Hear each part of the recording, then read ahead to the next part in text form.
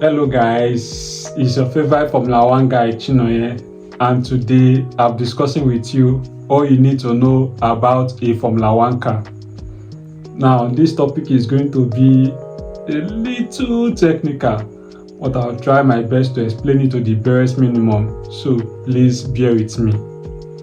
Now in my first video, I told you that a Formula 1 car is an open wheel, open cockpit and single seat racing car. Formula 1 car has two wings. One is located at the front and the other at the rear. Now, contrary to what you may be thinking, the wings are not there to make it fly. They are there to enable the car generate downforce and also help with the aerodynamics of the car. That is to say, control the airflow of the car. The science of downforce is to push the car to the ground so as to be able to achieve a firm grip on the track. And also the aerodynamics is to control the airflow going through the car to help the car go faster. All of this is to improve the performance of the car, right? A Formula 1 car is a very fast car. It reaches top speeds of about 300 km per hour, and you know what that means, because I know some persons, if they are in a car that is doing 120 or 130 km per hour, they've already started praying to their God to save them from dying. But a Formula 1 car does crazy speeds. Now, a Formula 1 car is a very demanding car. It is aggressive. It always wants to move. That is why an average person cannot just drive a Formula 1 car, right? I told you in my first video that persons who drive Formula 1 car start driving at a very tender age of 5, competing in other races, not a Formula 1 car, in other races that gives them the experience before they enter into the Formula 1 competition.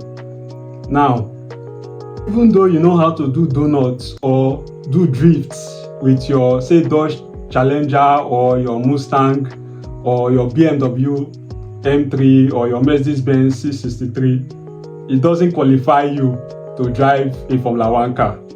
It doesn't work that way. You have to learn the process. You have to be mentally and physically fit to be able to drive a Formula 1 car. It's a very rigorous process. You may see it on the track that is easy, but believe me, inside that car, it's not as easy as you think. Right? You know, a Formula 1 track has so many corners. Now, when drivers are going through those corners, they experience what is called G-forces. And these G-forces they experience is 5 times more than their body weight. Believe me, that is not good. If an average person like me experience 5 times G-forces my weight, I will faint. Or probably my body will tear into pieces. I don't know, but believe me, it's not a good thing. And what that means is that an average person cannot last in a Formula 1 car. You can't last 1 minute in a Formula 1 car if you are not trained. You have to be trained to be in a Formula 1 car, right? And as such, these drivers undergo serious training exercise to be able to drive those cars. They also have to withstand a temperature of 50 degrees Celsius in the car, and I'm serious. If some of us experience 30 degrees Celsius, we feel like the sun is melting us, but these guys experience much more temperature when they're inside their car, and they lose so much body water when they are racing.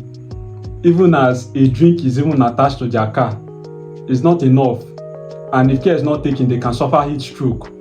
So all of this requires training. Okay, there is a neck training, body training.